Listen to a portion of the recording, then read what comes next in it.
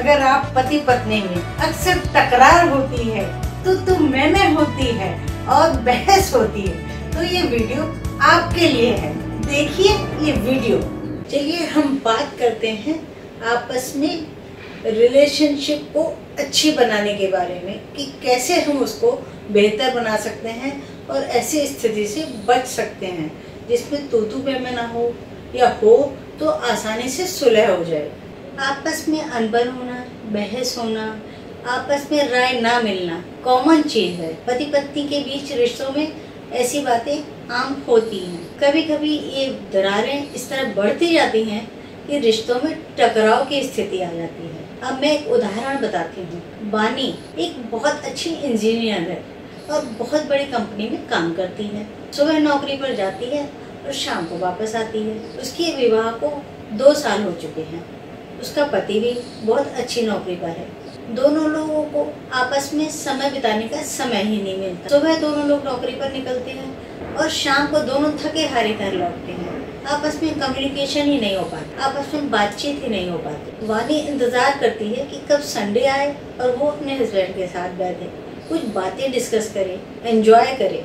लेकिन हस्बैंड है कि वो सुबह देर तक सोया रहता है। सोचता है आज मेरी छुट्टी का दिन है, मैं तो आज रेस्ट करना चाहता हूँ। उठकर बैठकर वो न्यूज़पेपर्स पढ़ता रहता है, टीवी का रिमोट लेकर बैठा रहता है, टीवी देखता रहता है। अब वानी परेशान कि क्या करे, क्योंकि वो बात करना चाहती है, उससे तरह तरह से कम्युनिकेट करना चाहती है। रिमोट छीनती है, कहती है क्या करते हो, छुट्टी के दिन ये लेके बैठे रहते हो। हस्बैंड कहता है आज का दिन भी मुझे रेस्ट मत करने दिया करो, हफ्ते में एक ही दिन मिलता है मुझे रेस्ट करने का। आपस में तकरार बढ़ने लगती है। बढ़ते बढ़ते क्या होता है, धीरे धीरे बात तू मैं पर आ जाती है। कई बार गुस्सा होकर अलग होकर बैठ जाते हैं। होता है ना ऐसा। कोई नवविवाहिता हस्बैंड के साथ, परिवार के साथ घर में आती है तो उसका बड़ा अच्छा माहौल मिलता है। लेकिन थोड़े समय के बाद पति अपने कामों में व्यस्त रहने लगता है, पत्नी अपने कामों में व्यस्त रहने लगती है। फिर जब उनके घर में एक बच्चा आ जाता है, नन्हा मुन्ना मेहमान आ जाता है, तो पत्नी अपना सारा प्यार उसी पर उड़ेलने लगती है। अब वो देखना भूल जाती है कि पति को भी उसकी आवश्यकता है। सुबह से शाम अभी मेरा मुन्ना ये, अभी मेरा मुन्ना ये, कभी नैपी, कभी दूध, कभी कुछ, उसमें टाइम बिताने लगती है। और हस्बैंड उससे खींचने लगता है कि तुम्हारे लिए मेरे पास तो टाइम है ही नहीं। और पत्नी बच्चे का काम कर करके सुबह से शाम तक थक जाती है, तो वो भी फ्रस्ट्रेट होने लगती है कि पति सारा दिन बाहर रहता है, शाम को आया ना मुझसे बात करता, बच्चे के कोई हेल्प नहीं करता है, कोई काम नहीं करता। तो नतीजा क्या होता है, बहस, तू मैं, तकरार। इन सब स्थितियों से निपटने के लिए बहुत सारी छोटी छोटी इन बातों पर ध्यान रख के आप अपने परिवार को सुखी परिवार बना सकते हैं। हस्बैंड वाइफ इन चीजों का ध्यान रखें तो आपस में तकरार की नौबत आएगी ही नहीं, और आएगी तो जल्दी से दूर हो जाएगी। चलिए बात करते हैं इस बारे में। सबसे पहली बात, आपस की बहस के बाद ऐसी स्थिति आती है कि पत्नी पति से बात नहीं करती, पति पत्नी से बात नहीं करता। तो ये संवादहीनता की स्थिति, इससे बचना चाहिए। कुछ टाइम के बाद एक दूसरे को माफ करना सीखना चाहिए कि कोई बात नहीं, चलो जो हो गया वो हो गया। चाहे पति की तरफ से पहल हो या पत्नी की तरफ से पहल, संवादहीनता की स्थिति नहीं आने देना चाहिए। मनमुटाव और ज़्यादा बढ़ जाता है और छोटी छोटी बातें इकट्ठी हो जाती हैं, जिससे कि आप में झगड़ा और ज़्यादा बढ़ जाता है और फिर सुलह आसानी से नहीं हो सकती। तो संवादहीनता की स्थिति से बचना चाहिए। नंबर 2, लाइफ को एंजॉय करने के लिए आप बहाने खोजें। ये नहीं कि आप ये सोचें कि हम ये तो तब करेंगे, ये हमारे पास होगा तब हम इस चीज़ को ऐसे एंजॉय करेंगे। नहीं, जो आपकी आर्थिक स्थिति है, स्थिति को एंजॉय करना सीखें। आपके पास छोटी छोटी खुशियाँ हों, उसी में एंजॉय करें।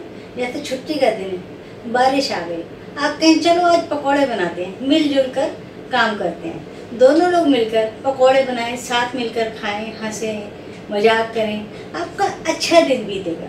कभी भी झगड़ा होने पर ये ना सोचें कि मैं ही बात कहता रहा हूँ या कहती रहूँ। आप भी दूसरे की बात सुनने की कोशिश करें कि दूसरा क्या कहना चाहता है। एक दूसरे की बात को सुनने के लिए वैसे भी समय निकालें, और झगड़ा हो उस स्थिति में तो विशेषकर एक दूसरे की बात सुनने की कोशिश करें। ये नहीं कि आप अपनी बात कहते जा रहे हैं, दूसरे से कह रहे हैं चुप चुप मेरी बात सुनो। इस तरह स्थिति और बिगड़ जाती है। सरप्राइज गिफ्ट दें।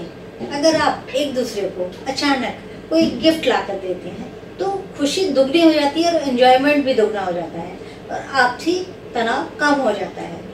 ऐसा ज़रूरी नहीं कि आप कोई बहुत बड़ा गिफ्ट लाएं या आप कहें मेरी तो ऐसी पोजीशन ही नहीं है कि मैं गिफ्ट लेकर आऊँ।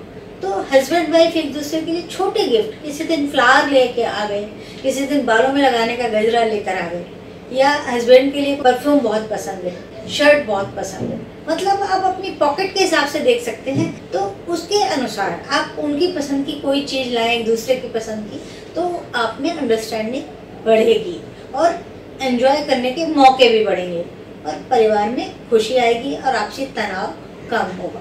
एक दूसरे को कोऑपरेट ना करने पर भी बहस होती है, जैसे हस्बैंड आया जूते कहीं फेंक दिए, सॉक्स कहीं फेंक दिए, वाइफ किचन में सुबह से लगी हुई है, आज छुट्टी का दिन है, कोई मेहमान आने वाले हैं, हस्बैंड वहाँ जाकर झाँकता भी नहीं या कोई हेल्प भी नहीं करता, तो उन चीज़ों पर भी कभी कभी तकरार होने लगती है, छोटी छोटी चीज़ों पर बहस होती है। तो इन चीज़ों से बचने के लिए एक दूसरे को कोऑपरेट करना सीखें, चाहे हस्बैंड वाइफ के लिए करे या वाइफ हस्बैंड के लिए करे। कचौड़ी बना रही है, पकौड़ी बना रही है, तो हस्बैंड कहता है चलो जब तक मैं टेबल पर पहुंचा देता हूँ। आप दो ही लोग हैं, एक दूसरे को अगर सपोर्ट नहीं करेंगे तो सपोर्ट कौन करेगा। तो आपसी तनाव कम करने के लिए आपको एक दूसरे को सपोर्ट करना जरूरी है। एक दूसरे से साथ बैठने के खुशी के बहाने ढूंढें, किसी भी छोटी सी चीज पर। आज मुझे ऑफिस में एक कॉम्प्लीमेंट मिला, ठीक है, पार्टी हो जाए, इस बहाने आप कुछ खाने में डिफरेंट बनाएं, कहीं बाहर खाना खाने चले जाएं या कोई और बहाना, किसी भी बहाने से आप चलिए छुट्टी के दिन आज हम पिकनिक पर चलते हैं और बाहर घूमने चले गए, मॉल चले गए। तो बहुत सी तरीके हैं जो एक दूसरे के साथ क्वालिटी टाइम बिताएंगे, एक दूसरे के लिए सपोर्ट करेंगे, तो आपका मॉरल भी बढ़ेगा, एक दूसरे के लिए प्यार भी बढ़ेगा, आपकी मैरिड लाइफ बहुत अच्छी हो जाएगी और तनाव से आप दूर हो जाएंगे। Okay, bye bye. लाइक करें और सब्सक्राइब करें सोशल मोटिवेशंस।